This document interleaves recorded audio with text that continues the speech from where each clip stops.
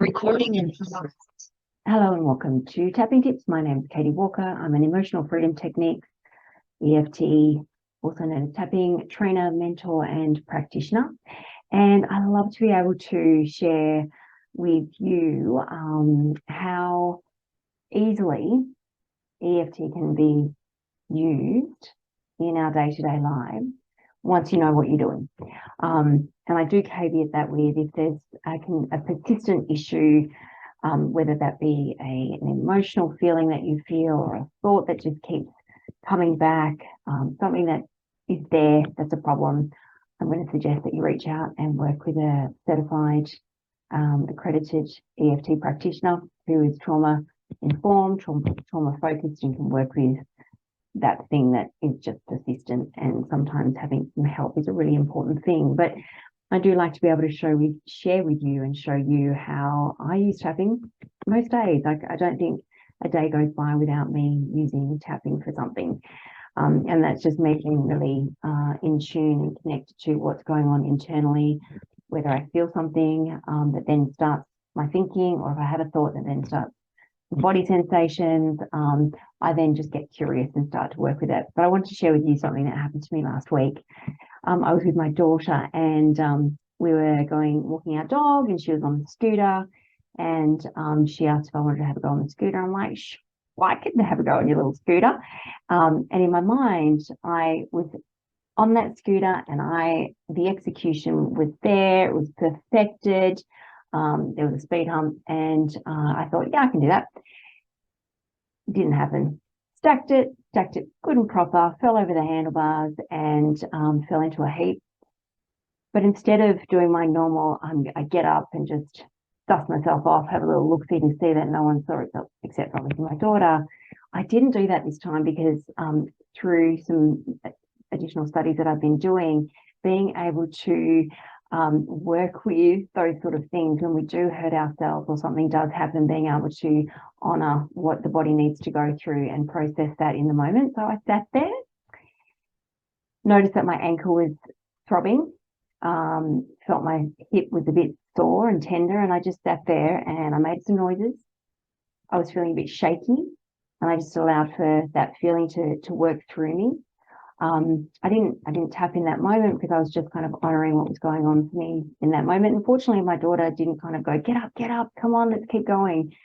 For whatever reason, she just kind of stood there and didn't do anything. Maybe she was in a bit of shock herself for what she saw her mum do, because it was a pretty good stack. And then afterwards, I got up. So I did sit there for about 5 minutes, made some noises, kind of felt the ankle, the hip, allowed the sympathetic activation go through, that fight flight kind of response of something just happened. And afterwards, after we had walked and I got back home, I did start to feel some feelings. So I came into my study and I started to do some tapping around that, just in terms of some anxiety that I still felt when I reflected back on the fall. Together with my daughter and I were chatting about it after we had finished our walk in the car, and she said, I feel really embarrassed that happened. And I thought, well, isn't that interesting? So when I heard her say she felt embarrassed, I then also felt guilty. I felt guilty that she felt embarrassed. So there are a couple of elements at play. So when I came into my office, initially I worked on that anxious feeling that was still there, thinking about the fall. So I'm going to show you how I worked with that. And then I sat and I reflected on her saying that she was embarrassed, and I felt guilty for her being embarrassed. And there's a whole other layer to that and why that might happen. And so then I had to process that particular emotion. And as we get to do that and acknowledge what's going on in the body, we're just essentially calming the nervous system down, and the associated feelings to the events or to the words that are heard. And then the other interesting thing that did happen as I was doing the tapping, as I was calming myself down, some other little events popped up where I had felt similar ways. And so the neural pathways were kind of making some connections. And an old memory popped up of, I must have been, I'm going to say 9 or 10. And I was roller skating, and I was a really good roller skater at that age. And in my mind now, being the age I am, I still see that I can do it, but I'm sure I wouldn't be as fluent on the skates as I was back then, and I stacked it so badly. And it was one of those moments where I kind of picked myself up, didn't allow the body to feel anything, and I just took myself home and just tried to bury. And that started to surface as this recent event happened, and I was doing the tapping, and it's all kind of connected. So let me show you what I did when I did the first feeling that I felt, which was that anxious feeling when I was kind of remembering stacking it over the speed hump on the scooter. So I released that and neutralized that and calmed my body down. Then I worked on the guilt, hearing Ruby say, that was really embarrassing, Mum. And then I worked on the emotion from thinking about that 9-10-year-old event to kind of just get that through, because that was kind of that stuck survival physiology that was there, and it was showing up as some sadness, actually, just thinking about what had happened. So the first one, I'm going to show you, I'm just going to do the two this time around. So the first one was the anxious feeling that I had tapped on back then. So I'm going to show you what it looked like in the moment, because we're working on the stuff that shows up in the here and now. We can't work on the stuff that we felt. It's what is showing up now. So as we're doing this, as I'm doing this, I'd love for you to tap along using my words. You can pause this recording and perhaps just think about something that's happened in the last week or so, or the last 24 hours, where when you think about it, you still notice there's a response, there's an emotion that's still there. Just write that down. And if you've seen any of my tapping tips, what we do on the intensity of the emotion, we rate it 0 to 10, because what we want to be able to do is each round of tapping, we want to know, are we actually shifting what's there? And so I'm going to ask you, if you are writing something down, 0 to 10 on the emotion that you feel in the here and now, thinking about that thing that just recently happened. Also, as you're doing that, just notice, is it showing up somewhere in your body? Once you've written that down, so say you're feeling angry, you feel it in your chest, thinking about being at the supermarket this morning and the shop assistant was really rude to you. Something fairly basic, but it can still have a trigger and we can still hold on to that sort of stuff. So that could be an example, or you had a fight with your child, you had a fight with your husband, or something happened at work. Just a recent time when thinking back on it, there's still some emotional charge there. And then I want you just to turn that over and then use the words that I'm using, because there's a concept in EFT which is called borrowing benefits. So once you've set the intention of what you want to work on, your unconscious, your body knows what it's working on, but you're using my words. So here we go. If I think about, I'll just reenact what I did last week. So it was anxious. It was at a 6, and let's assume I'm feeling anxious. It's sitting at a 6, and I felt it in my solar plexus. And it was really getting very specific about what happened. It was as I was thinking about going over the speed hump and going over the handlebars of the little scooter. So that's what kept looping in my mind and causing me to feel the feeling that I was feeling. So here we go. So even though I feel anxious in my solar plexus, just thinking about last week, going over the speed bump, and then over the handles and falling hard on the ground, thinking about that now, I feel anxious, but I can still deeply and completely accept myself. And even though I feel anxious in my solar plexus, just thinking about last week when I went over the speed bump, over the handles, and fell hard on the ground, I still deeply and completely accept myself.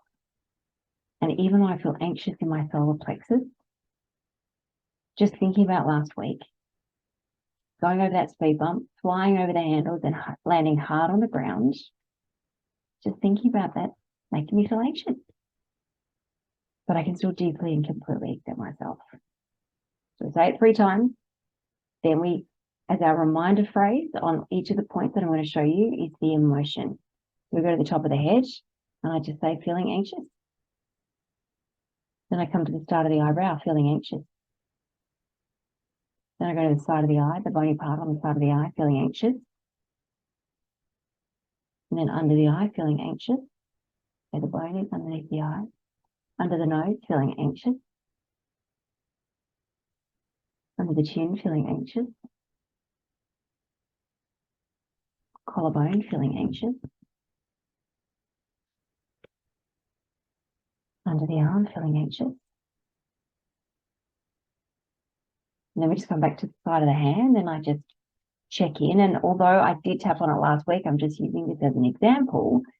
What you might have noticed, I think it was underneath the nose as I was tapping on my under the chin, my breath actually increased, but I wasn't feeling anything. Although I'm trying to reenact what I worked on last week, but clearly my body was having a physiological response to the tapping itself, calming it down. And sometimes as we're doing the tapping, we can sigh, we can yawn, we can release gas, we can even pass wind. There's a range of different bodily functions that can happen as we're working through this process, so just know that. But I noticed that my breath actually, I was able to take a bigger breath, which was very interesting. So then what we do is I go, okay, so thinking about last week and going over the speed bump, over the handles, landing on the floor, what do I notice? Is that anxious feeling down? If it started at a 5, is it still there? And it might still be there, or you might notice another emotion shows up. So there might be some sadness, or there could be some embarrassment. There could be something else that does show up. So you just repeat the process on the next emotion if it feels more intense than the first emotion. Again, you're going to rate it 0 to 10. And let's say, for example, it turned to sadness. You go, okay, 0 to 10, it's sitting at a 6.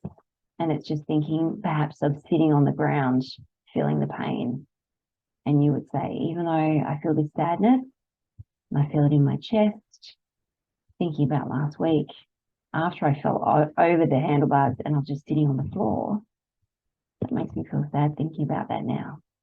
But I can still deeply and completely accept myself anyway. And you repeat that another 2 times, and then the emotion is sadness on top of the head. Start of the eyebrow is sadness, side of the eye sadness, under the eye sadness, under the nose sadness, chin is sadness, collarbone sadness, under the arm sadness. And then what we're trying to do on each of the emotions that show up based on that particular event, we want to get it down to 0. So if I get through, anxious is down to 0, sadness is down to 0. And then when I think about it, what am I feeling? I feel nothing. I feel nothing thinking about that particular event. So that's the one example. And the second one was when Ruby actually said to me, Mummy, that made me really embarrassed seeing you fall over. And then I felt guilty because my little love was feeling embarrassed for me. So I just then tapped on that, and that would have looked like this. You rate it 0 to 10. So it was a 6 or a 7, in my stomach. Even though I feel guilty and I feel it in my stomach, thinking about Ruby saying, Mummy, that was really embarrassing. I felt really embarrassed. That makes me feel guilty. I still deeply and completely accept myself. And even though I feel guilty in my chest, or did I say stomach? Chest or stomach? Just thinking about last week when Ruby said, that made me feel really embarrassed seeing you fall over. I still deeply and completely accept myself. And even though I feel guilty, and I feel it in my chest, just thinking about hearing Ruby say, that made me feel really embarrassed seeing you fall over. I still deeply and completely accept myself. Top of the head, feeling guilty. Start of the eyebrow, feeling guilty. Side of the eye, feeling guilty. Under the eye, feeling guilty. Under the nose, feeling guilty. Under the lip, feeling guilty. Collarbone, feeling guilty. Under the arm, feeling guilty. And then I check in and I think, so thinking about hearing Ruby say that, do I feel guilty anymore? Maybe not guilty, maybe I feel angry that she was embarrassed, or sad that she was embarrassed, or nothing. What we're always trying to do is just is kind of, not even kind of, we're trying to calm the response to a situation, to calm the nervous system down, to let the nervous system know that we're okay, we're safe, and to really help to neutralize any of the disruption that's happening in the body. So then the other thing that I did work on was that older memory. And I'm not going to take you through that now, but I needed to acknowledge that there was still something there from that past event from 40 years ago almost that I was still carrying. And at that time, I would have pushed it down. And it's taken this period of time for it to show its little face up and to reveal itself to me. So I was able to neutralize that. So being able to use emotional freedom techniques on what's showing up in our body, the emotions connected to situations, connected to beliefs, connected to things that are going on, we're just able to calm down the nervous system, to bring ourselves back online, to allow for just a natural state of homeostasis, of balance. So we can then just move through life with ease and flow, so that when things do happen, we don't necessarily have the same reactions to it, or it's less. So we can face life with a little bit more strength and resilience, and our capacity is greater to be able to handle those things as they show up. So I hope this has been really useful. I love being able to share all things EFT. Please join me next week for my next tapping tip. It's always lovely to know that you're watching, and if there's any comments, any other tips that you'd love for me to share, please let me know. I'd love to be able to answer any questions, or to be more focused, which you might find more useful. But thank you again for joining me.